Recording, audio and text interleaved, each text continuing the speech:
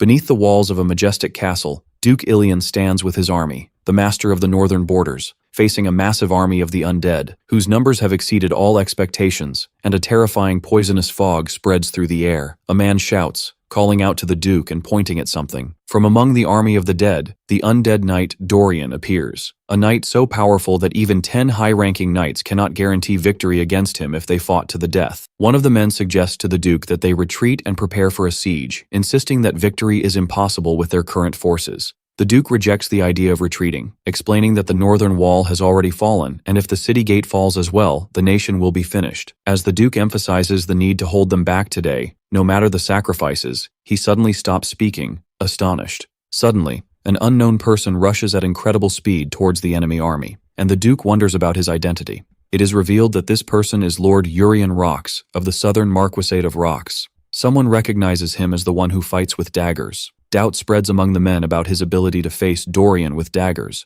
believing it is impossible to kill him. Urien attacks the knight, Dorian, and Dorian's body begins to melt, amidst the astonishment of everyone wondering how this is happening. Then, Urien lands other blows on the rest of the undead, and their bodies also melt with a single strike. The men marvel at this scene where the terrifying corpses melt with a single blow. One of them wonders if Urien is a saint sent from heaven, to which another sarcastically replies not to make him laugh. In reality, Urien was not a saint. He was using the battle to his advantage. System messages appear before him, stating that he has gained experience and increased the level of the Firebone Mountain technique, a poison that can dissolve the marrow of the undead, and that the 10,000 poisons absorption technique has absorbed the poison, increasing the experience of the 4 heavenly poison arts. Urien declares to himself that he will take everything that is useful for his body. The events go back 6 months in time, where Urien wakes up in a luxurious room, wondering where he is. A woman addresses him, saying, "Have you awakened, young master?" Urien looks at her in astonishment, admiring her beauty, but he notices her strange clothes and the sword at her waist. The woman asks about his condition, and as he tries to answer, she tells him she will call the priest immediately and leaves. He tries to stop her to ask something, but she has already left. After the woman left, the young man remained alone, wondering where he was. But when he looked at his body in the mirror, he was greatly shocked. He screamed in surprise at his new appearance, wondering where his original body, that of a mature and attractive man, had gone, and how he had transformed into this chubby, childish form. He couldn't comprehend it, and thought he might be in a dream, thinking that if he went back to sleep, he might wake up from this nightmare. At that moment, a man entered and addressed him as young master, and it appeared he was the priest. Another person followed the man, an elderly man with an imposing and intimidating presence. In addition to the priest, he grabbed the young man's hand. The imposing man angrily scolded the young man, calling him a disgrace to the family's honor and asking if he had finally decided to wake up. The young man wondered to himself about the identity of this frightening man, while the priest tried to calm his master, suggesting they postpone the punishment since the young master had just woken up. The imposing man reluctantly stopped scolding the young man after being convinced by the priest's words. After the priest examined the young man, he told the imposing man that his mind seemed stable and most of his injuries had healed, expressing his relief. But the imposing man scoffed at the word relief and shouted that he would have preferred it if the young man had died, then accused him of assaulting his fiancée and called him a monster. He continued to berate him, reminding him that he had turned 19 and it was time to grow up. He pointed out that his younger brother had already awakened his aura, while he, the eldest son, was getting fatter by the day. The young man stood bewildered by the term aura, which he did not understand. The imposing man ordered him to go directly to his fiancée and apologize properly as soon as he recovered. When the young man asked who she was, the man shouted that she was his fiancée, Alia, warning him that he would be finished if she didn't forgive him. Under the threat, the young man answered with a trembling voice in agreement. The man concluded his words with a final warning to Urien not to bring any more shame to the Rox family. Upon hearing the name Urien Rox, the young man realized the horrifying truth. He was Urien Rox, and if he was Urien, then this frightening man was Marquis Wellington Rox. Unconsciously, he spoke the name Wellington directly. The Marquis became enraged that his son dared to call him by his first name to his face and struck him forcefully. Urien's body flew through the air and fell to the ground while those present tried to calm the furious Marquis. As Urien lay on the floor, almost unconscious, he still believed that everything happening couldn't be real, but just a dream. Then suddenly he gasped and woke up. Urien wakes up again, still in shock, wondering why he can't wake up from this annoying dream. A white-haired woman enters and asks if he has awakened. He looks at her in shock and calls her by the name Arin, and she responds, confirming her identity. His confusion grows as he puts his hands on his head in despair. Urian asks Eren if the reason he's in bed is that he pursued Elia and was beaten by her until he lost consciousness. Eren is surprised by his sudden formal tone of speech, but she confirms to him that he was indeed attacked by Lady Elia, and that she hit him so hard he fainted after he tried to assault her. Urian realizes the extent of his trouble, and feels that he's finished. The whole truth suddenly becomes clear to him. He has somehow ended up inside the web novel that he himself wrote. The bigger disaster is that he didn't reincarnate as the protagonist, but became the despicable villain who creates problems for the hero and ultimately dies a miserable death. He panics, refusing to believe what's happening, and screams that this isn't just a webtoon, which confuses Eren, who asks him the meaning of that word. Urian cries as he remembers the details of the character Urian Rocks that he has now become. He recalls that in his novel, Urian was a scumbag by all measures, with no talent or skills and never trained, living only off his family's name as an heir. In the end, he loses his fiancée to the protagonist, and in a fit of rage, he attacks the hero, only to suffer a crushing defeat, and die pathetically in a back alley. Amidst this uncertain world, he wonders how he is supposed to survive, especially since he doesn't know what abilities Urian possesses in this fictional world. But he suddenly remembers that as the story's author, he at least knows the opportunities and items the protagonist hasn't found yet. He decides he needs to prepare quickly. When he tries to get up, he stumbles and feels the weight of his fat-filled body. Eren asks him with concern if he is okay, but he doesn't seem interested, and she advises him to continue resting. Then he suddenly stops, staring into space, realizing he can't see that thing now. As Urian wonders why he can't see that thing, he realizes it might be related to his earlier frowning. Suddenly, a transparent system window appears before him, revealing information about Eren. Urian discovers with astonishment that it's the famous status window from such worlds. The window displays Eren's name, her traits which include Swift Sword Level 2, Clear Mind Level 1, and Aura Adaptation Level 1, in addition to an affection meter that reads 0. Eren notices him staring into space and asks about his condition. Urian gets flustered and tells her he went crazy for a moment but is fine now, then asks her to return to her duties. Eren agrees and leaves. Once he's alone, Urian summons Eren's status window again to examine it. He remembers that in his original story, Eren was always stronger and more talented than ordinary knights, which the Swift Sword trait confirms. But he pauses at the affection meter, wondering what it is, and if this world is like the dating simulation games he used to play. However, he notes with relief that the affection level isn't negative, which is a good thing considering Urian's usual behavior. Urian decides this isn't the main point, and tries to summon his own status window. Indeed, it appears before him, revealing his name, Urian Rocks, his special condition, morbid obesity, and a unique trait, Creator's Eye Level 1, in addition to 4 heavenly poison arts, locked, and a synchronization rate of 99.9%. The 4 heavenly poison arts especially catches his attention, but he notices that the trait is there, yet it remains locked. He remembers it was taken from a wuxia webtoon he loved, which featured an attractive heroine. Those martial arts relied on poisons and hidden weapons. Urian realizes his world is a strange mix of ideas, but he sees this art as a golden opportunity and believes it might be his ticket to survival. The text describes this ability as belonging to a clan from Chinese wuxia novels, a prestigious sect from Sichuan province specializing in poisons and silent assassinations with poisoned hidden weapons. The name of this trait appears in his status window as Tang Clan of Sichuan, locked, making Urian wonder why it exists in a medieval fantasy world, and what would happen if he could unlock this ability. Elsewhere, Eren calls out to the Marquis, who asks Eren if Urian has woken up. Eren answers in the affirmative, confirming he woke up a short while ago. When he asks about his condition, she tells him he doesn't seem normal yet, and that he stumbled when he tried to stand, indicating his body is still in bad shape. The Marquis is surprised by this, especially since Priest Aelio told him Urian's wounds were not deep. As the Marquis leaves, he asks Eren if she noticed anything strange in Urian's behavior. He points out that normally, Urian would have flown into a rage if asked to apologize to Elia, but this time he agreed quietly and strangely. The Marquis believes his son's personality hasn't changed, and his current calmness is just a temporary daze, expecting him to return to his angry nature by tomorrow, vowing revenge on Elia. In contrast, Eren expresses her hope that the young master will recover and gradually improve. The Marquis scoffs at her faith in him, admitting that he himself, his father, has already given up on him. He laughs bitterly, saying he feels sorry for her, and that it would have been better if he had let her live her life as a knight. Eren remains silent, thinking about how difficult things are for her master. But she remembers that the young master today seemed different in a way that was hard to explain. Meanwhile, Urian asks Eren to guide him to the training hall. because he wants to do some exercises. Eren is surprised by his sudden request to train at this particular time, but Urien insists. As they walk, Urien thinks about his new ability. The Creator's Eye trait allows him to see stats, but he has no idea how to unlock the locked Tang Clan of Sichuan ability. He guesses that his obesity might be the reason and decides to start by exercising as a first step.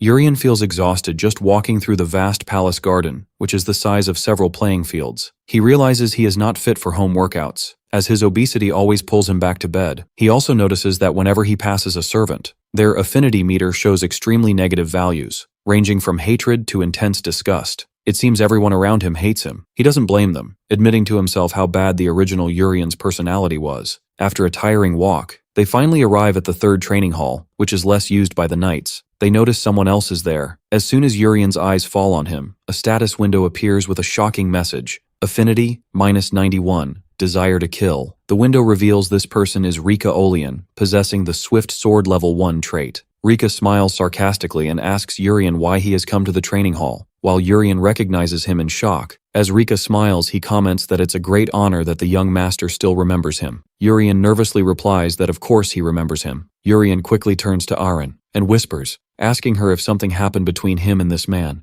Aren asks in surprise if he doesn't remember, then reminds him of the incident. Aren explains that a few years ago, when the Marquis forced him to train, the enraged Urien summoned Rika, who was then a trainee knight, and disfigured his face with a sword while laughing. After that incident, the Marquis gave up on forcing him to train. Urien is shocked, and realizes to himself that the original Urien was truly a hopeless scumbag. Urien decides it's better to go back, and asks Eren if there's another training hall he can use alone. Eren tells him there is a fourth hall, but it's far away with poor facilities, mostly just an empty field. Urien sees this place as perfect and asks her to take him there, declaring that if he's going to lose weight, he'll do it properly. Eren agrees and leads him to the fourth hall. As soon as they arrive, Urien thinks about how the Tang clan of Sichuan specializes in throwing knives and small weapons. In an attempt to unlock the ability, he grabs a dagger and throws it forcefully, but nothing happens. He feels disappointed because he thought he would be able to unlock the ability. He laughs nervously, claiming he was just throwing for fun, and decides he must build his stamina first. Eren suggests he run around the hall, but Urien tells her he will train alone and she can train as she wishes. Then he starts running. The Marquis stands astonished, wondering how Urien actually came to the training ground and started exercising. He finds it strange and wonders how long this enthusiasm will last. 3 weeks later, it turns out that Urien hasn't missed a single day of training during this entire period. He has lost a lot of weight, and his appearance has changed noticeably. The Marquis comments on this change, saying, "As expected of my son." As the Marquis watches his son, he notices that without the fat, his son actually looks handsome, and he wonders if he has truly matured. In his room, Urien looks at his body in the mirror, realizing he has lost a lot of weight. But he is still worried because the Tang clan of Sichuan trait has not been unlocked yet. He decides to give it another month, and if nothing happens, he will have to steal the fateful encounter meant for the protagonist in the story. At that moment, Eren enters with his dinner. A system window appears, explaining that the dish is Sharon soup, a nutritious dish that helps burn fat and build muscle, and it is customary in the Rox family to eat it after every training session. Urien shows his displeasure at eating the same soup again, so Eren asks if he is tired of it. Urien confirms that he is indeed tired of eating it for 3 consecutive weeks. Eren asks him seriously about his true goal, whether he just wants to lose weight or to become a knight.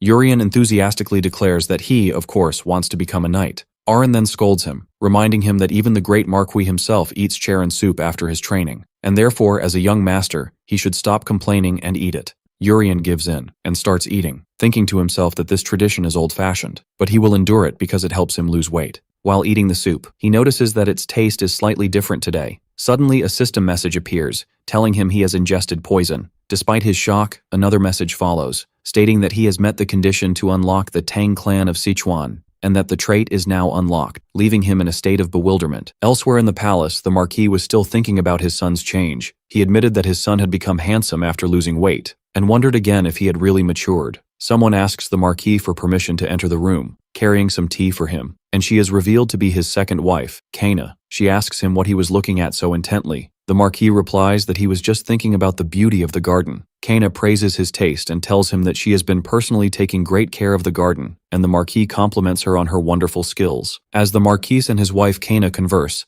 Kana asks him when he will choose Colin as his heir, as he had previously mentioned. She adds that since the matter has already been decided, it would be better to speed it up. The Marquis is surprised by her question and tells her hesitantly that it might take more time. Kana objects and reminds him that he promised to name Colin as the heir within this month. The Marquis explains that, as she has probably heard, Urian seems to have come to his senses recently, and as the eldest son of the Rocks family, if he perseveres like this, he could become a good successor. Kana pretends to agree, saying she has also heard about Urian's improvement, and that she was worried about him but is happy he has finally regained his senses, considering it must be a relief for the Marquis as well. The Marquis laughs, commenting sarcastically that his son only woke up after his fiancée slapped him. When Kana asks him again what he will do about the heir, the Marquis replies that Urian has only been training for 3 weeks, and he would prefer to observe him for a longer period, but he promises her that if Urian returns to his old ways, he will immediately grant the title of heir to their first son, Colin. Kana asks him to join her in the bedroom after he finishes his work, and after she leaves, signs of intense anger appear on her face as she silently vows revenge on Urian. Meanwhile, Urian was still shocked by the unlocking of the Tang clan of Sichuan trait. As the Sichuan Tang family specializes in poisons, he realizes the condition for unlocking it was to ingest poison, which he finds ridiculous. He recalls the information window for the Sharon soup, and discovers he can scroll down to see more details. The additional information reveals a database update regarding the Hanyang herb with a paralysis property. This herb is primarily a medicinal plant but contains a very mild poison. It is harmless to adults in small amounts, but if it accumulates in the body, it slowly paralyzes the body until death. Aaron snaps him out of his daze by asking why he stopped eating. Urian comes to his senses and starts eating quickly. As he eats, he thinks about who put the poison in his food. He remembers that in the original story, the second son, Colin, was supposed to be named heir around this time. He deduces that the reason for the delay is because he started training, and therefore the one who poisoned him is likely from that side. Another system window appears, informing him that he has met the condition to unlock weak paralysis poison. After he finishes his entire meal, he tells Aaron with a strange smile that the soup was so delicious it made him cry. He then asks her to leave him alone for a while. Aaron agrees, wishes him a good night, and leaves. As soon as he is alone, Urian summons his status window to examine the newly unlocked Tang clan of Sichuan trait. His updated status window appears, indicating his condition as overweight, mild poisoning, and mild muscle pain. In addition to his traits and synchronization rate, he discovers he can focus on a specific part of the interface, just like in virtual reality games, to display additional details. When he focuses on the Tang clan of Sichuan trait, it branches into 3 categories: poisons, hidden weapons, and martial arts, all of which are locked. He decides to start by examining the poisons category first. A long list of available poisons appears, such as weak paralysis poison, truth serum, and soul-killing smoke, all locked and requiring lower-level poisons to be unlocked first. When he scrolls to the end of the list, he finds the final available poison is the level 30 Absolute Hidden. He realizes the system is based on gradually unlocking skills by level. To unlock the simplest poison, weak paralysis poison, he discovers he needs an internal technique first. He finds this logical, as the Tang clan uses internal energy to control poisons. He then moves on to examine the martial arts category in search of an internal technique. A list of basic internal techniques available for selection appears, including Dark Poison Arts, Thunder Needle Arts, and 10,000 Divine Poisons Energy, with a warning that he can only choose one internal technique. As a fan of wuxia stories, he finds the choice easy. He remembers that Dark Poison Arts focuses on poisons, Thunder Needle Arts focuses on hidden weapons, while 10,000 Divine Poisons Energy, although it takes longer to master, allows for achieving mastery in both poisons and hidden weapons. He chooses the last option, believing that more is better, as is always the case with wuxia story protagonists. As soon as he chooses 10,000 Divine Poisons Energy, he feels the technique's incantations have been engraved in his mind. He immediately decides to try circulating the energy, so he takes off his shirt and sits in a meditative posture. He feels a strange flow throughout his body and realizes this is qi, or vital energy. He begins to guide it through the correct energy pathways in his body and then stores it in his Dantian, energy center, to build his internal power. He spends the entire night training until morning, and discovers with astonishment that martial arts novels weren't lying about being able to train all night without sleep. He finds it to be completely true,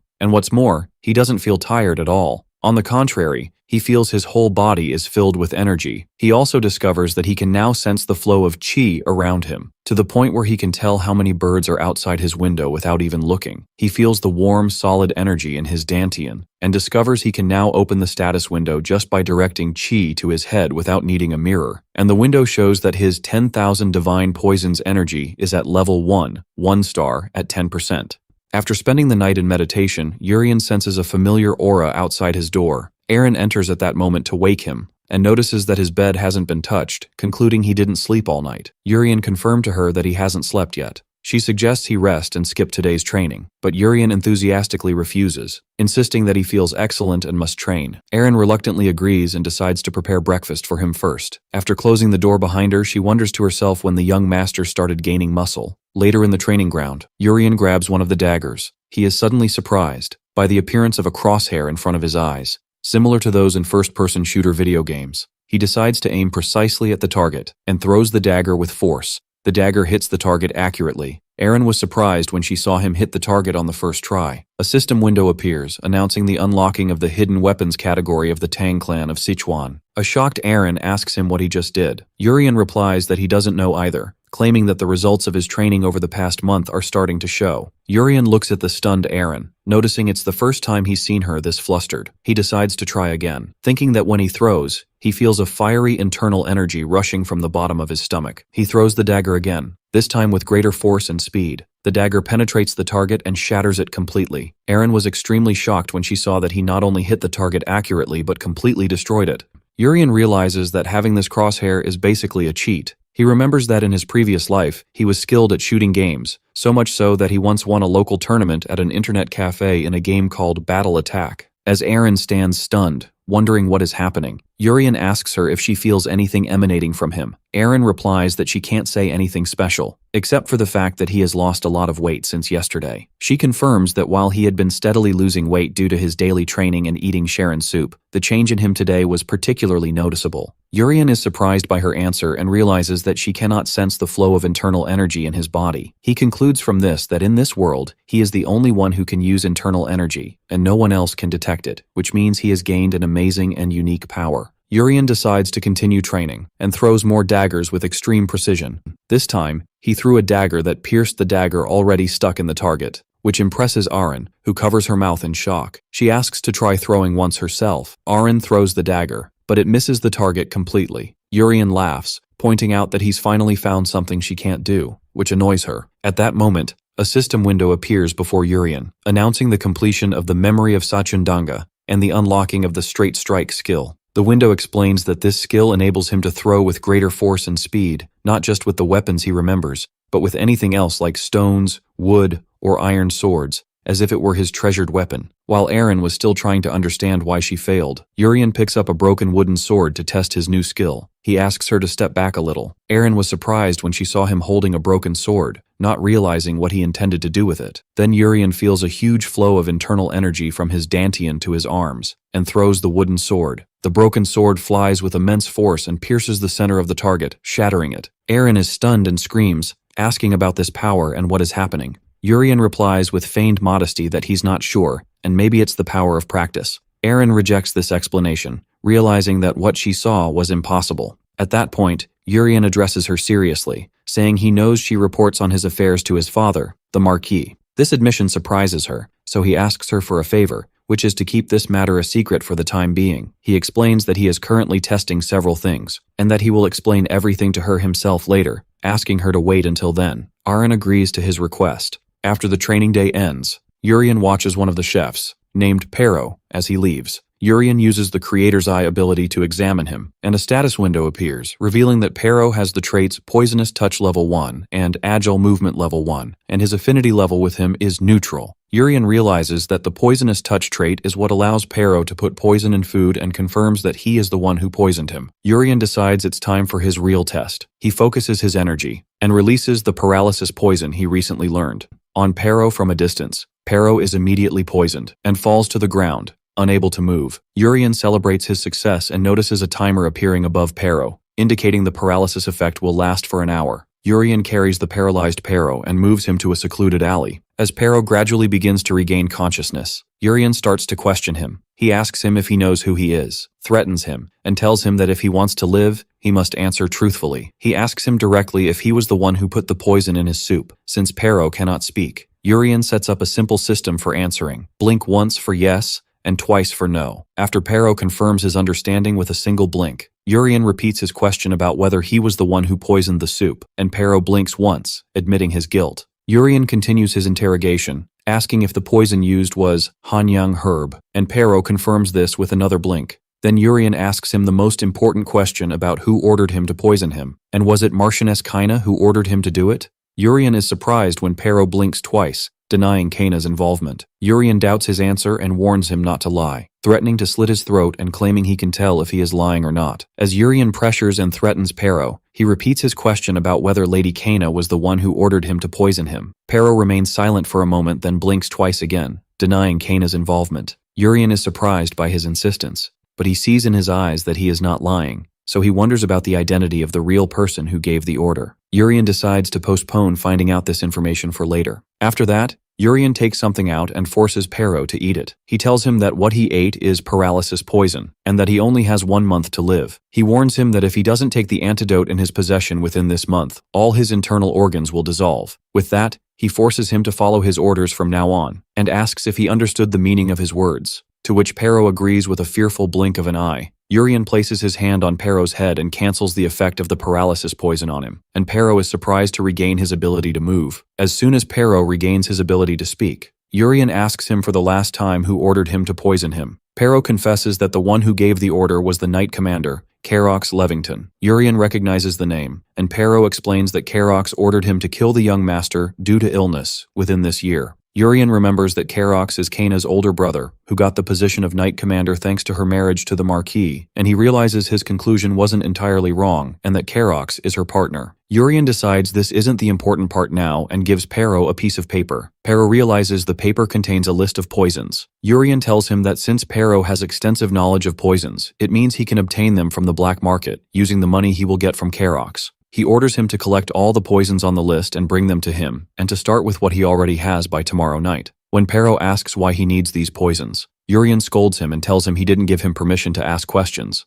Pero backs down in fear and agrees to carry out the order. Before Pero leaves, Urian adds one last shocking order. From now on, his soup must always be full of Hanyang herb. This order leaves Pero in a state of complete bewilderment, while Urian laughs, impressed by how amazing martial arts are. As Pero leaves, Urian thinks sarcastically about how Pero believed the paralysis poison lie, revealing that what he forced him to eat was nothing but dried leaves. Urian decides that he needs to quickly master the martial arts of the Tang clan of Sichuan. He remembers that if events were to proceed according to the settings he wrote in his story, a terrifying event would soon occur in the outside world. That night, Pero brings him the poisonous herbs he already had in his possession. Urian examines the herbs and recognizes them immediately, thanks to the status window that appears before him, and Pero is surprised by his ability to identify these rare poisons. Urian boasted to him that this information was a simple matter for him, although in reality, he got it from the window that appears to him. Urian asks him why he was carrying other poisons if the Hanyang herb alone was enough to kill him. Pero explains that the effect of the Hanyang herb is slow and resistance can be developed against it,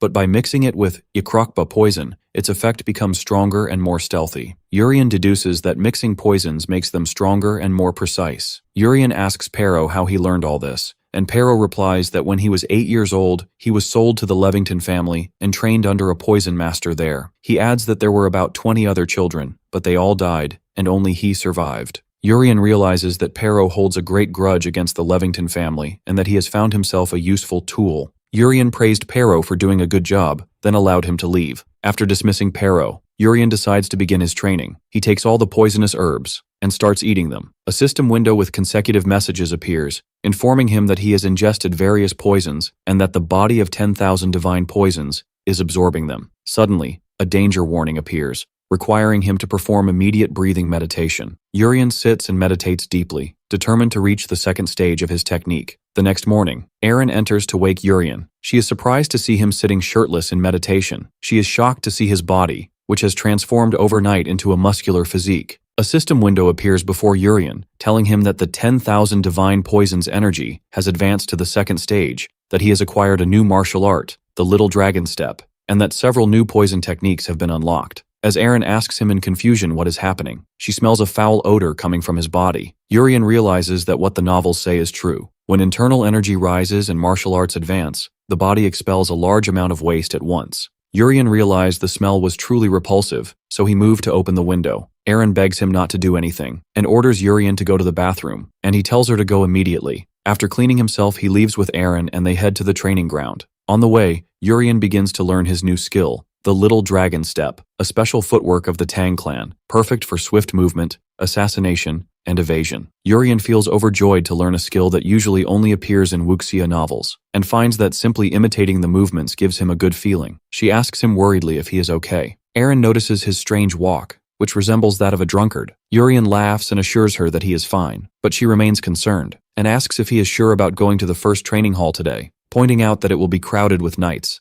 Urian assures her he is fine and explains that he just wants to see how the other knights train. When they arrive, the trainee knights notice their presence. One of them recognizes Aaron as the young master's maid, but they don't recognize Urian at first, instead wondering about the identity of this handsome young man. Then one of them remembers the rumors that the young master had lost a lot of weight, and they realize that this young man is Urian himself. Whispers circulate among them, expressing their disbelief at this transformation, as he was as fat as a pig just a month ago, and they wonder what kind of magic he used. Thanks to his internal energy, Urian can hear all their whispers clearly. He notices a trainee knight training seriously and proficiently, and comments that he will soon become a junior knight. Aaron tells him that these are the basic sword stances of the Rocks family and advises him to watch closely. At that moment, Urian realizes that this knight is none other than Kryde, one of the main characters in his novel, and a future ally of the protagonist. Urian hadn't written anything about Kryde's appearance before he met the protagonist and finds it interesting that he was here all along. He sees his presence as an opportunity that could be useful to him later. Urian turns back to the knights who were whispering about him, and uses Creator's Eye to see that their affinity levels range from hostile to disgusted and murderous intent. Urian decides that these knights will be his first testing ground. As Urian watches the knights, he decides to start by testing the lingering poison, a poison that spreads throughout all organs once inhaled. Urian chose one of the knights to be the first to test the skill on. He activates the lingering poison. Suddenly, one of the knights falls to his knees in pain, and his colleagues gather around him in concern, leading others to suggest calling a priest. The knight screams from the intense pain, but suddenly the knight stands up, as the pain has completely disappeared, which angers his colleagues who accuse him of wasting their time. After the success of his first experiment, Urian decides to test another poison. This time he chooses soul-killing smoke, a poison that creates illusions causing fear and confusion within a specific range. He activates it while the knights are still arguing. One of the knights was surprised when he saw a monster suddenly appear and pounce on him. The knights begin to scream in terror. Aaron was surprised by the knights' reaction and didn't understand why they were screaming. The knights collapse to the ground in a state of panic, while Aaron stands bewildered, wondering why they are acting so strangely. Each of them sees monsters, demons, and skeletons. The knights were plunged into a state of absolute terror, unable to think or act. After the knights calm down and come to their senses, they look at each other in confusion, wondering what just happened. Urian realizes that continuing the test could lead to real bloodshed, and feels satisfied with the power of his poisons. Urian told Aaron that they should go back. He tells Aaron that the place has become too noisy and he'd rather go to the 4th training hall. On their way back, a maid calls out to them and tells him he has a visitor. The maid informs him that Lady Elia Marcus has come to see him. Meanwhile, Elia is waiting for him inside, determined to break off their engagement for good this time. When Urian enters the room, Elia sees him and is utterly shocked by his new appearance, while he greets her calmly. But Elia had not yet recognized him. When the maid informs him of Lady Elia's arrival, Urian thinks of his fiancée, Elia Marcus, who is skilled with her fists. He remembers that around this time in the original story, Elia began to demand the annulment of their engagement, but the original Urian kept refusing. Urian sighs, as he had no choice but to face her. When he meets her, Elia is so shocked by his new appearance that she doesn't recognize him and asks who he is. Urian calmly tells her that it's him, which confuses her even more. She tells him she heard a rumor that he lost weight from training but thought it was false. She wonders how he could change so much in less than 2 months. Urian simply replies that he worked hard, and Elia is surprised by his answer. He explains that after being beaten by her, he thought a lot, and decided to change. Elia doubts his intentions, thinking he might be trying to pick a fight as a form of revenge, which Urian vehemently denies. Then, surprisingly, he kneels before her, expressing his gratitude. He tells her that thanks to her, he was able to come to his senses, and he sincerely apologizes for what happened back then. He adds that if she wishes to break off the engagement because of that incident, he will accept her decision. Elia, completely bewildered, asks him who he really is, to which he replies, Urian Rocks, the former scoundrel. Urian apologized to her profusely, and Elia was stunned by his change. Urian thinks to himself that although what happened wasn't his fault, but the fault of the original body's owner, there is one reason that makes him ask for forgiveness in this manner. Urian uses Creator's Eye and sees Aaliyah's status window, which reveals her traits Kingdom-Toppling Beauty and Sword Queen, and her preference level for him is -16, Hatred. Urian realizes that Aaliyah is not just an ordinary heroine. The Sword Queen trait makes her continuously grow stronger, and later in the story, she saves the fallen protagonist and defeats one of the main villains thanks to this trait. Therefore, he figures that even if they break off the engagement, it's better to mend their relationship and make her his ally. Aaliyah orders him to stand up and asks if he is serious about what he said. Urian confirms his seriousness and swears to it, so Aaliyah angrily demands that he swear a real oath. As Aaliyah pressures him with her suffocating aura, Urian thinks that this scene seems familiar. Aaliyah threatened him that his life from now on would not be the same, and if he broke his oath, she would not hesitate to eliminate him herself. He remembers that this is the same dialogue Aaliyah said to the original novel's protagonist, not to Urian. Under the intense pressure, Urian decides to use his internal technique, 10,000 Divine Poison's energy, to easily resist Aaliyah's aura. Aaliyah is greatly surprised when she feels her aura has been repelled, and wonders how that could happen. Urian finds the opportunity perfect to swear that he will not go back to his old ways. After she calms down, Aaliyah shyly tells him that she will be watching him, and warns him that if he makes another mistake, the engagement will be broken off unconditionally. Then she leaves. Urian was surprised when he realized Aaliyah didn't intend to break off the engagement. After she leaves, she meets the Marquis, who asks her if she has made her decision about the engagement. She tells him she has decided not to break it off. The Marquis was surprised by the response.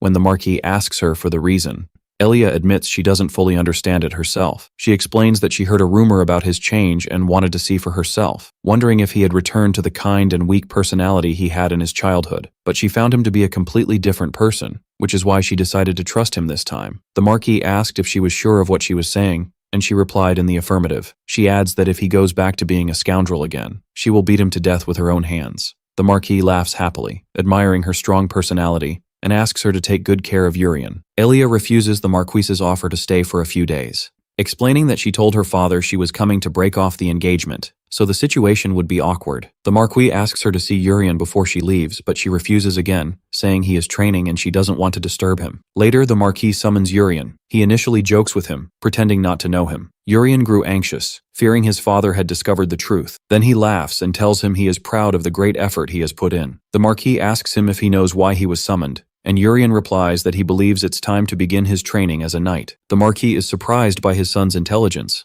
and tells him it's time to learn the swordsmanship arts of the Rox family. But Urian tells him he has something else he'd like to discuss. The Marquis is shocked when Urian tells him he wants to learn throwing arts instead of swordsmanship. Urian firmly confirmed his decision. The Marquis strongly refuses, describing throwing arts as a cheap trick used by thieves. He adds that a primitive skill like dagger throwing couldn't even penetrate a knight's armor, let alone the scales of a low-level monster like a burak. At that point, Urian proposes a bet, whether or not he can hunt a burak using a dagger. The Marquis calls his son's stubbornness useless, asserting that a warrior's blade needs an aura to destroy a burak's scales, and that even if he trained in throwing arts for 100 years, he would never be able to penetrate them. Urian insists on the bet, pointing out that the Marquis would surely win in that case, so he should accept the bet. The Marquis finally agrees, seeing it as an opportunity to break his son's stubbornness.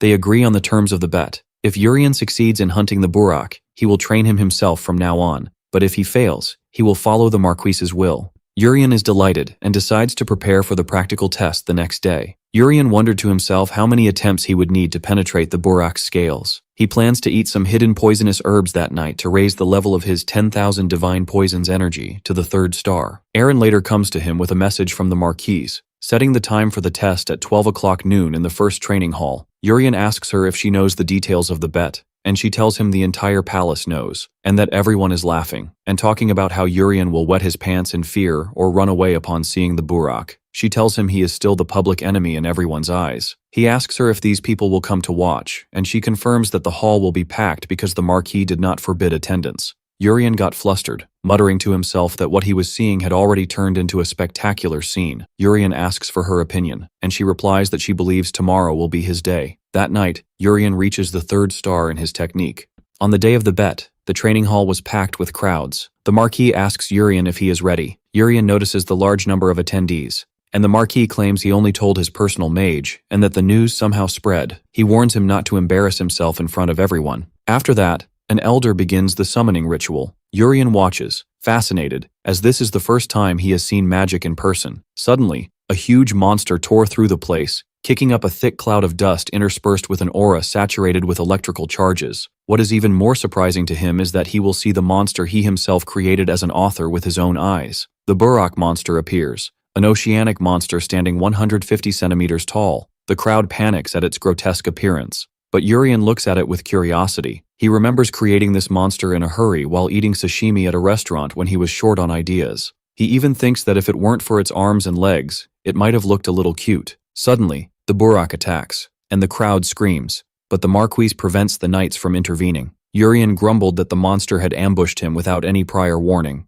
Urien notices that the monster isn't very fast, and decides to test the hardness of its scales first. When he focuses, a new crosshair appears before him, indicating the monster's weak point. He decides to try aiming for it. He throws his dagger with extreme precision towards the weak point. The monster was hit by the dagger and jumped from the intensity of the pain. The monster dies instantly. Urien is surprised that he finished it off with just one hit. A stunned silence falls over the hall. Then the crowd erupts in cheers, declaring that the young master has successfully hunted the Burok and that what he did was absolutely amazing. Urien stands victorious as everyone calls out his name. In a state of disbelief, the Marquis asks Urien how he did that. Urien simply replies that he aimed well and hit the target. The Marquis refuses to accept the result, considering it illogical for a Burok to die from a single dagger. Urien takes advantage of the crowd's presence and hints loudly that the great Marquis would surely not go back on his word. The Knight Commander tries to save the situation, pointing out that Urien's dagger landed precisely under the Burok's arm where there were no scales, and that what happened was just luck. The Marquis insists on redoing the bet, but Urien refuses. The Marquis then offers to add a new promise to the bet. If Urien wins again, he will grant him one wish, whatever it may be. But if Urien loses, he must learn swordsmanship as originally planned. The Marquis adds that the opponent this time will not be a Burok, but a knight. He asks Urien if he will accept the bet, and Urien agrees.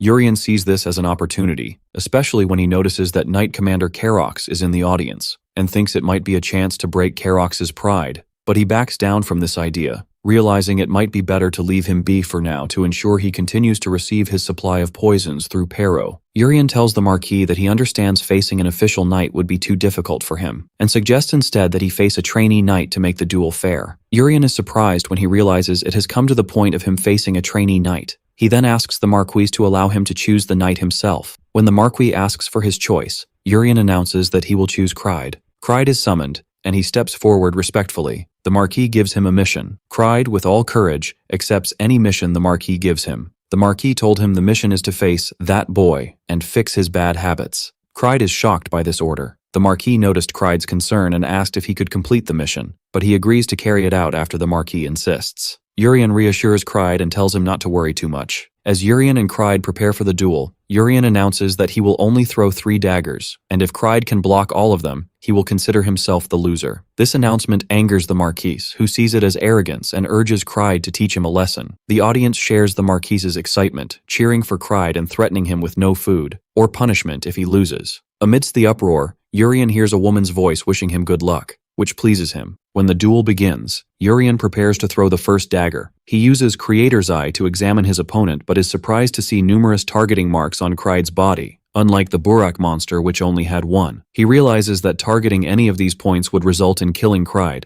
which he does not want. Therefore, he decides to aim directly at Kryde's sword. Urien throws the first dagger with immense force, and when it collides with Kryde's sword, Kryde is pushed back several steps, and a booming sound like a cannon is heard. The Marquis is shocked and remained standing in his place, stunned by the tremendous power that came from an ordinary dagger. Kryde trembled from the shock of the dagger that hit his sword, even making a crack in it. Urien tells Kryde that this strike was just a warning not to be complacent in his defense. He then prepares for the second throw, announcing that this time he will throw with his full power. Urien is confident that Kryde, as a main character, will not die from this blow. Urien uses the straight strike skill and throws the second dagger. Kryde realized the dagger's power was immense, and despite his attempt to block it, Kryde's sword breaks on impact. Amidst the astonishment of the spectators and the Marquis, he is thrown to the ground on his knees, ending the duel by dropping his sword amidst the Marquis's bewilderment. After Kryde's defeat, the Marquis asks to speak with Urien in private, but Kryde intervenes, objecting that the bet is not over yet, and there is still one dagger left.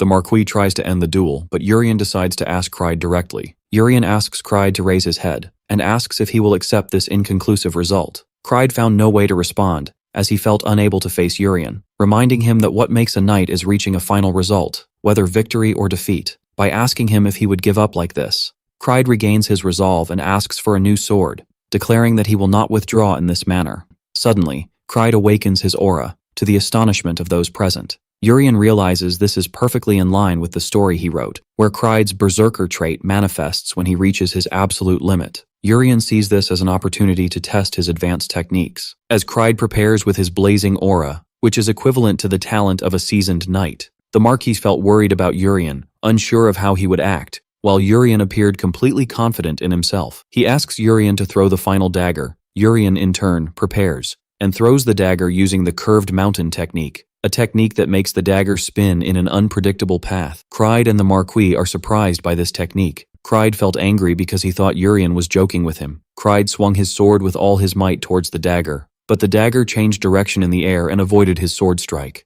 Kryde was surprised that the dagger had embedded itself in his shoulder, causing him intense pain, for which he kept screaming. The audience is confused, believing the throw was slow and that Kryde is overreacting. Urien thinks that the pain Kryde is feeling must be immense because he used a larger amount of internal energy in this throw. Before the duel can continue, the Marquis intervenes, telling Urien that he has won the bet, and that their talk will happen later. After the duel, Urien approaches Kryde, who is still in pain, and places his hand on him, using the internal energy absorption technique to relieve his pain. The pain suddenly disappears, and Kryde thanks Urien warmly, and apologizes to him. Kryde admits that when he first saw the dagger flying slowly, he thought Urien was mocking him, but he now realizes it was a masterfully divine technique. Kryde concludes that it's impossible to learn such a technique in a short time, and therefore Urien had been hiding his skills all this time. Kryde continues to develop his theory, wondering if there is a secret organization targeting the Marquis's family, and that Urien had been hiding his power until now as part of a great sacrifice to protect the family. Urien is amazed by Kryde's wild imagination and realizes his personality leans towards loving conspiracy theories. Kryde offers his services to Urien, pledging to help him fight any secret organizations in the future. At that moment, Urien notices that Kryde's affinity level has risen to 26, favorable. Urien didn't try to correct Kryde's words, simply bidding him farewell by saying he'd see him later. After Kryde leaves, shouting that he will spread the truth that the young master was never a scoundrel, Urien decides it's a good idea to get close to Kryde, who will later become an extremely powerful knight. Aaron praised his performance, encouraging Urien that he did well in the battle. Aaron asks Urien about the technique he used at the end of the duel. Urien tells her it's a new technique and asks for her opinion on it. Aaron replies that she ran a virtual duel in her head, and if she had faced this technique for the first time without seeing it, she would have been defeated. But now she is capable of blocking it. Urien realizes this is thanks to the rare and powerful clear mind trait she possesses. Urien reminds her that she received knightly education since she was young, and if she hadn't become his personal maid, she would be a knight now. He asks her if she is satisfied with her current situation, and she is surprised by his question. Later, in the Marquis's office, the Marquis summons Urien to his office. He initially scolds him for calling him my lord instead of father when they are alone. Urien was surprised by the Marquis's attempt to approach him cordially, but he addressed him in a very normal way as he wanted. Then he seriously asks him about the technique he used in the duel, noting that he searched through books and couldn't find any throwing technique with such a masterful movement. He adds that it's impossible to learn such a skill on his own in just 1 month, no matter how much of a genius he is. When the Marquis demands to know the truth behind Urien's technique, Urien tells him that he cannot tell the whole truth, but he had prepared a story because he anticipated this situation. He tells him that he found a book. Urien explains that he was searching the family's upper library for effective training methods when he stumbled upon a book lying on the floor. This caused another book to fall from the top shelf, and this book was untitled but had strange engravings on it. Without thinking, he opened it, and a light emanated from it, and something was absorbed into his head. After that, the book disappeared. The Marquis concludes with astonishment that this book was a grimoire. Urien thinks to himself that of course he knows what a grimoire is, as he was the one who created this setting in the story, where distinguished mages engrave their techniques into books to pass them down. The Marquis is convinced by the story, commenting that the attic library contains so many books collected by his ancestors that he himself doesn't know everything in it, and that Urien finding this book was a great stroke of luck. Urien agrees, saying that he indeed hit the jackpot. The Marquis tells Urien that he will honor his promise and will not force him to learn swordsmanship again, and based on the additional promise, he asks Urien to tell him his wish. Urien replies that he wants the position of heir. The Marquis is shocked by this request, so Urien asks him sarcastically if he won't grant him his wish. The Marquis replies hesitantly that he will have to grant it because it is within his authority. Urian notices his father's discomfort and tells him that him taking the position of heir will trouble him, as many will oppose it and Lady Kana will cause a huge fuss. Therefore, he declares that he will give up this wish this time. The Marquis feels relieved and thanks him warmly. Urian thinks about the truth, which is that he doesn't care about the position of heir at all, because that would mean spending his days tied down, learning to manage the Marquisate's affairs. A life without freedom. Urian thinks that instead of becoming the heir, he would rather use his time to master the arts of the Tang clan of Sichuan and travel the world in search of opportunities. The Marquis asks him to tell him another wish. Urian tells his father that he plans to create his own knightly order and wishes to appoint Arin and Kryde as his knights. The Marquis sees this request as easier than the position of heir and agrees, admitting that Arin's talent is too great for her to remain just a personal maid. Urian thanks his father. When the Marquis asks who will become Urian's new personal servant, as there are currently no available servants, Urian suggests a person named Pero who works in the kitchen. He asks his father to make it seem as if the Marquis chose Pero by chance, not at his own request. His father grew worried and asked him if something had happened, to which Urian replied that he would explain it to him later. The Marquis agrees to his request without asking further questions, showing his growing trust in Urian, which is confirmed by the status window showing the Marquis's affinity level has reached 74. Trust. Later, Urian gathers Arin and Kryde and announces that they have become members of his personal knightly order, and asks them to train hard as usual. He then introduces them to his new personal servant, Pero. Arin still feels suspicious of Pero. This was because she had previously asked Urian if she could ask him a question. Arin asks Urian why he specifically chose Pero to replace her, and Urian calmly reveals the truth to her, explaining that Pero is a spy. Arin was shocked by his response as she did not expect it. Urian continued that Pero was sent by the Knight Commander Karox and Lady Kana to assassinate him. Arin is shocked and wonders why he is keeping him so close,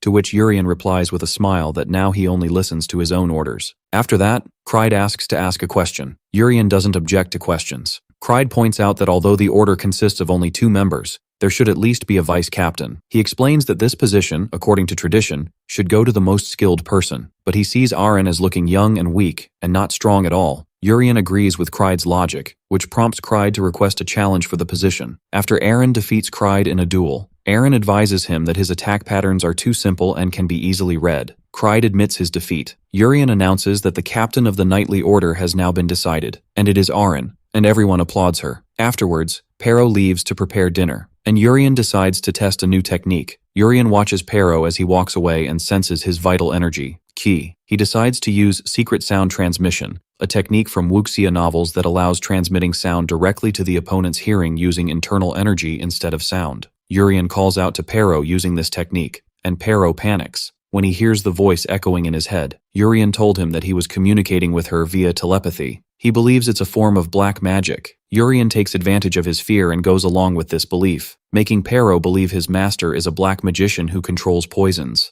Urian was surprised by Pero's analysis and let him think as he wished without correction. Urian asks him if the poison he requested is ready, and Pero tells him that he barely managed to prepare Snake's Mind, a poison extracted from 100 venomous snakes. Urian orders him to add it generously to the charon soup he will be eating. Pero felt nervous and rushed to fulfill his request. That night, Urian meditates and realizes his internal energy is not progressing as fast as he had hoped after reaching the 3rd star, and with the realization that a global crisis is imminent, he decides it's time to leave the Marquisate to seek opportunities to develop his power. Urian tells his father that he plans to go out for a while. The Marquis asks if he intends to go to the Marquis's village, and Urian agrees. Urian asks about the duration he will be away. Hiding his intention to travel far away, he tells him he plans to be away for a week. The Marquis agrees to his request, considering he deserves a break after his hard training, then asks him how to handle the guards. Urian was waiting for this question and replies that he doesn't need a special guard, which surprises the Marquis. The Marquis strongly rejects the idea of Urian traveling without a guard, reminding him that he is the heir of the Rox family. Urian explains that he won't need an escort because he is only going to the neighboring village. The Marquis explains that the world is a terrifying place, warning him of the danger of being poisoned. Urian thinks that poison doesn't affect him, but he realizes that convincing his father will be difficult, so he reluctantly agrees to take a guard. Urian tells him that he will leave in 2 days, and the Marquis agrees to prepare the guards for him. In his room, Urian decides to sneak out the next day instead of waiting for the guard. He summons Pero and tells him he is going on a trip and needs money. Urian reminds him of the money Karox gave him to feed the snakes. Urian asks him if he will refuse his request. Pero agrees to lend him the money immediately. Urian also asks him about that thing, pointing out that he saw the partial space bag that Pero owns when he took out the poisonous herbs. It is a magical bag that can store a large amount of luggage. Pero agrees to lend him the bag as well. After Urian gets what he wants, he gives Pero a fake antidote sufficient for a month, which is actually just dried leaves. Urian tells Pero that he appreciates his efforts so far, and that he will rely on him from this moment on. He promises him that he will give him a full cure soon. At dawn the next day, Urian leaves a note and sneaks out of the palace. As he walks through the empty garden, he did not encounter anyone in the garden as expected. Then an old gardener greets him. Urian returned his greeting. Urian feels a strong aura emanating from the gardener, but he decides to ignore it for now. Urian leaves the Marquisate's territory for the first time in his life and heads towards the magic tower in the neighboring village. Upon arrival, he tells the receptionist that he wishes to use teleportation, warp. The employee asked him if he had used it before, and he answered no. When the magic tower employee asks him for his destination, Urian tells him he wants to go to Os Castle. The employee notes that the destination is far and informs him that the cost is 50 gold pieces. Urian pays the amount, which he considers exorbitant, and registers a fake name, Polion, the name he used in online games. The employee leads him to the teleportation room and tells him he will arrive when he hears a knocking sound. Urian enters the room, and after a few moments, he hears a voice telling him he has arrived. He exits to find himself in another magic tower, where an employee at Os Castle welcomes him. Urian is surprised that he felt nothing during the teleportation, and the employee proudly tells him that this comfortable sensation during teleportation is the pride of their magic tower. Urian was surprised that it was this easy. Urian wondered to himself why he felt a twisting sensation instead of the usual comfort. Then the employee addressed him, welcoming him and wishing him a pleasant journey. Urian goes out to explore Os Castle, and notices that it is located in the western region, unlike the Marquisate, and that the architecture is different, and the city is crowded with people. He begins to search for the unicorn workshop in the blacksmith's alley. After a long search until dark, he is unable to find it. He decides to check the last remaining alley. There, he finds a blacksmith working. The blacksmith asked G if he was a customer. Urian told him he wanted to inquire about one of the blacksmiths here, and asks him if he knows a workshop called the Unicorn Workshop. The blacksmith replies that as far as he knows, there is no workshop with that name nearby. Urian is disappointed, but the blacksmith then adds that this is the name he was planning to use for his shop soon. Urian realizes he has found the right person. He uses Creator's Eye to examine the blacksmith, and a status window appears, revealing his name is Geranox, and he possesses the traits War Gear Crafting and Fire Affinity, in addition to other skills. Urian asks Geranox if he can take a look at the weapons he sells, and the blacksmith agrees and welcomes him inside. When Urian enters the blacksmith's workshop, he asks Geranox about his business.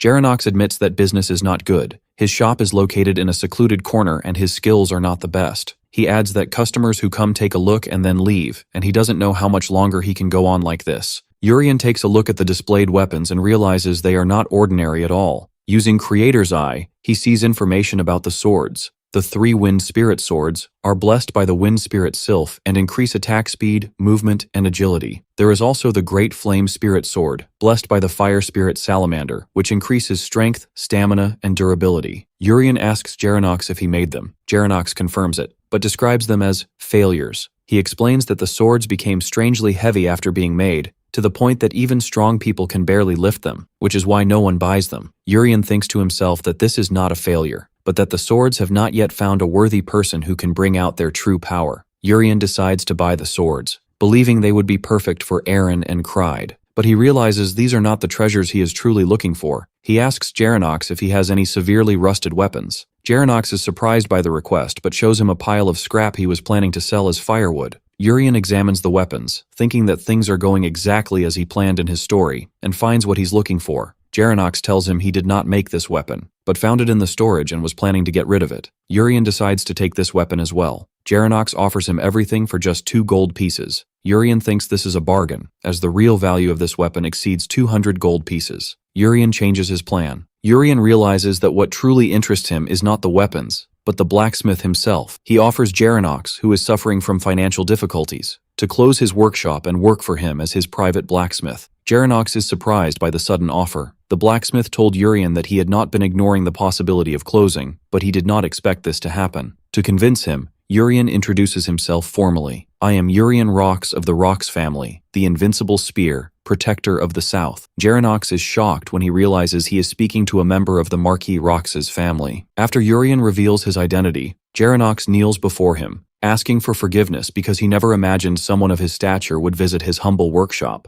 Urian is surprised by his reaction and asks him to rise, but Jarenox insists on staying that way and asking what he wants, so Urian reluctantly agrees.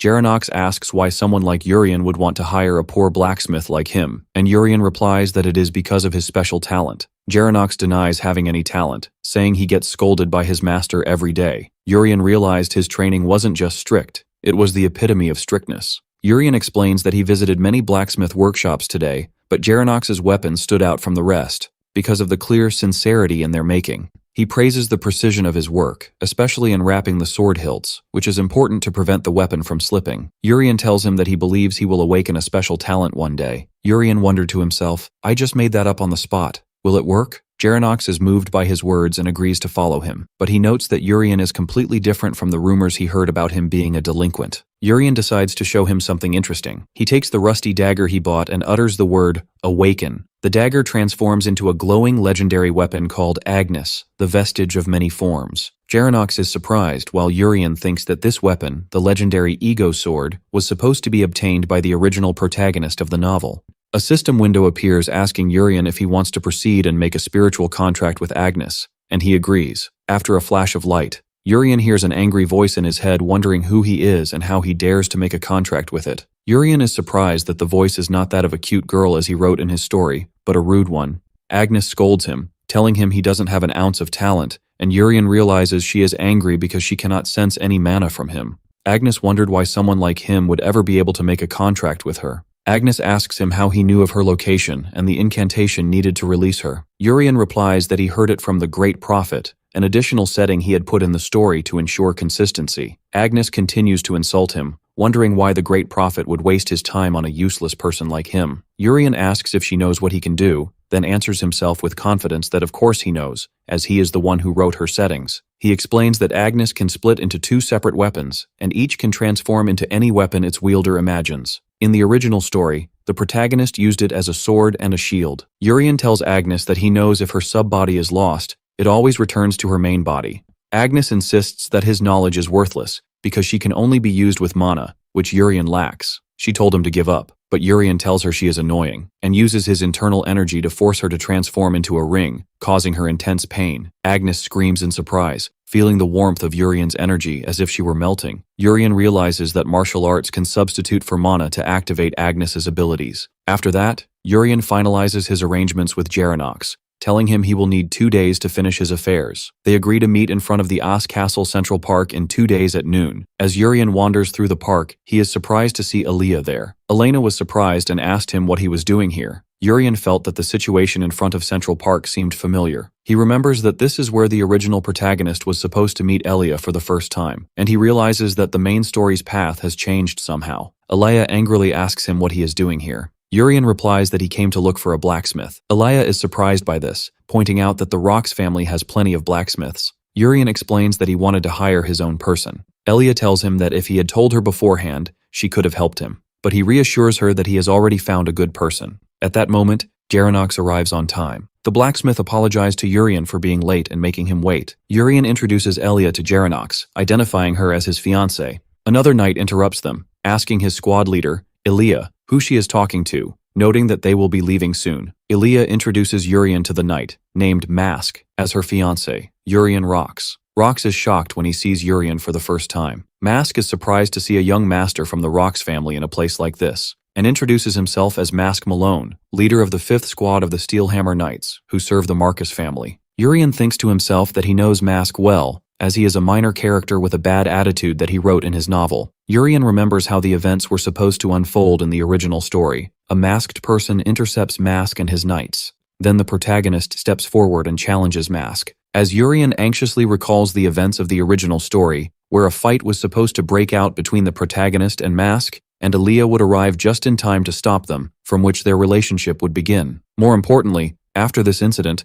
the protagonist accompanies Elia into battle and saves her from certain death. Urian realizes he can't simply find the protagonist and bring him back into the scene, and he decides he cannot let Elia die. Urian asks Elia for her destination. She tells him that reports of goblin raids near Azio Castle have increased, and her knightly order has received an order to scout the area and subdue them. Urian asks Elia for a favor, which is to allow him to join them. Elia is surprised by his request and asks him why. Urian replies that as someone who is also training, he wants to experience real combat and see her skills up close. Elia warns him that it could be dangerous, but he reassures her that he is good at running away. Elia agrees to his request and orders Sir Mask to provide a horse for him and Gerenox. Mask objects, saying they are not on a picnic and cannot be careless, especially since Urian and Gerenox have no trace of mana. Mask adds that they have neither the duty nor the ability to protect them. Elia sternly orders him to follow orders without another word. Mask complies, and Elia whispers to him that he should have become the squad leader if he felt it was unfair. Before they set off, Elia asks Urian to stay close to her because he is in danger, and Urian orders Gerenox to hold on to him tightly. They ride off together. Upon their arrival, Elia divides the knights into teams of 5 to search for the goblin settlement,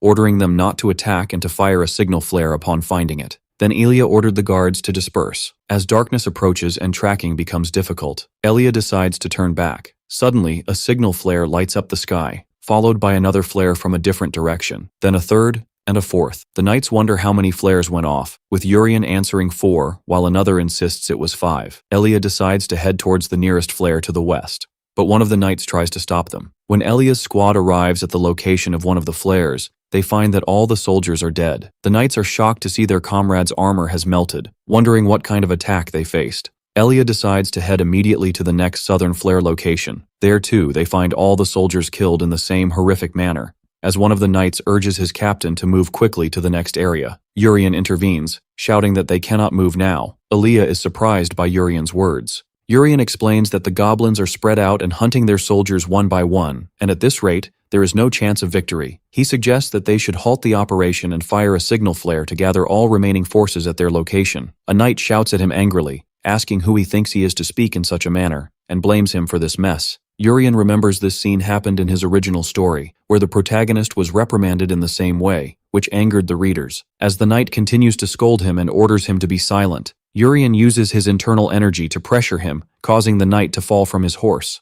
Elia doesn't understand how Urian was able to make the knight fall without getting near him. Urian orders him to know his place and remain silent, and the terrified knight agrees. Urian just asks him to watch as he solves this problem. Then Urian turns to Elia, reminding her that in the original story, she didn't listen to the protagonist and stubbornly stuck to her opinion. He asks her to judge wisely this time. Elia is convinced by his point of view, admitting she wasn't seeing the situation clearly, and orders a blue flare to be fired immediately to gather the forces. The knights fire the flares and wait for the remaining scattered knights to gather. Gerenox admires Urian's ability to make everyone move as he wishes, and asks him if he is sure that a larger number of soldiers will gather again. But Urian tells him that most of the soldiers probably won't be able to reach them. Gerenox gets nervous when he understands what he means by his words. Urian explains that an enemy named Karuda has already finished them off. The real fight begins. One of the soldiers runs to Elia in a state of terror. The terrified soldier screams that they must flee immediately, and Elia asks him in astonishment what is happening. At that moment,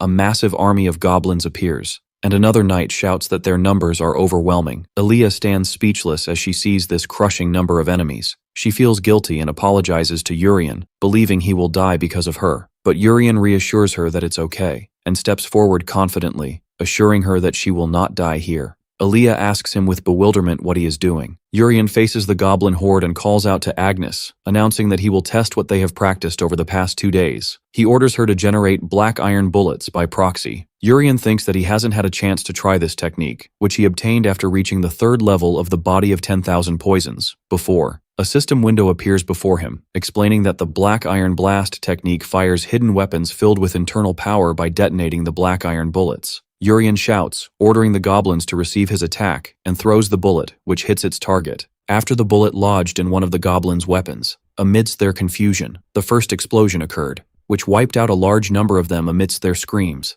leading Urian to order the bullets to return. He thinks to himself happily how Agnes's proxy summoning ability is a perfect match for his power. As soon as the bullets return, he throws them again, creating consecutive explosions that wipe out more goblins. A shocked Elia asks him what he just threw, and Urian calmly replies that the technique is called Black Iron Blast, and that he will explain the details later. Elia notices that the number of goblins has significantly decreased, so she turns to her astonished knights and shouts at them, asking what they are doing, assuring them that victory is now possible. She urges them to seize the opportunity and eliminate the remaining goblins. Under her leadership, the knights charge to engage the remaining enemies. During the battle, and the clash between the knights and goblins, one of the goblins tries to flee the battle but is surprised by something standing in its way, and it screams in pain as a red hand appears grabbing its head. Aaliyah is stunned as she wonders what is happening. Suddenly, a massive red-skinned warrior of incredible size appears from among the goblins, holding the corpse of a goblin in his hand. Urien watches this newcomer, realizing that the legendary goblin warrior Karuta has finally appeared. Urien looks at him with determination, thinking that if they can't eliminate him today, they will all die.